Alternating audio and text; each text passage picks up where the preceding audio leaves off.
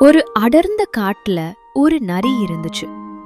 அந்த நரி எப்பவுமே தனியா தான் வேட்டையாட போகும். ஒரு நாள் அது ஒரு உயரமான மரத்துக்கடியில நிக்குது. அந்த மரத்தோட மேல ஒரு கழுகு தன்னோட கூட்ட கட்டி ரொம்ப சந்தோஷமா வாழ்ந்துட்டு இருந்துச்சு. நரி மேல பார்த்தது. வாவ், அந்த கழுகு எவ்வளவு உயரமா இருக்கு! நானும் அந்த உயரத்துக்கு போகணும் அப்படின்னு ஆசைப்பட்டுச்சு.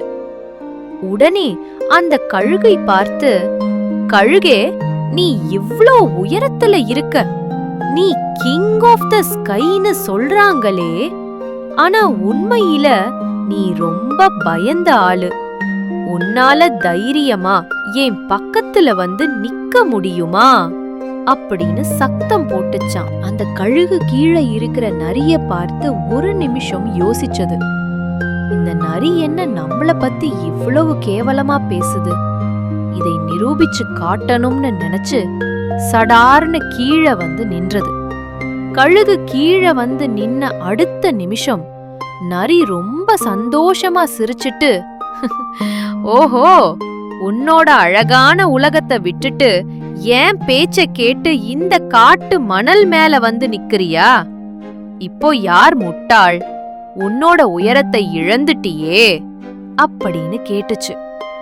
அந்த கழுகுக்கு அப்போதான் புரியுது, தான் யாருனும் தன்னோட பலம் எதுனும் நரி சொன்ன ஒரு வார்த்தைக்காகத்தான் இழந்துட்டோமேன்னு. அந்த கழுகோட உலகம் என்ன தெரியுமா? அதுதான் உங்க திறமை, உங்க இலக்கு. அந்த கழுகு மாதிரிதான் நீங்களும். யாரோ ஒரு நரி உங்க பக்கத்துல வந்து, உன்னால முடியாது, நீ லூசு, நீ பயந்தவன் சொல்லும். அப்ப நீங்க என்ன செய்யணும்? உங்க பலம் உங்க உயரத்துல இருக்கு.